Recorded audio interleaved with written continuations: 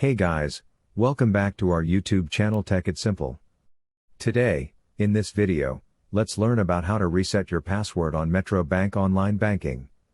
So, let's get started. At first, let's get into any browser and search for Metro Bank. Click on this first link over here. In the top right corner, we can see this option called Login, so let's tap on this one.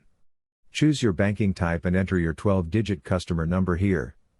And here we can see this option, forgotten your password or security number, so let's tap on this. Now, click on Reset Your Password if you want to reset the password. Now, enter your 12-digit customer number or username here and simply click on Continue. After this, we get a code and our email address or phone number, and after that, we can finally reset our password on Metro Bank online banking. So, that is all. I hope you liked the video. Please do like and subscribe. Thanks for watching.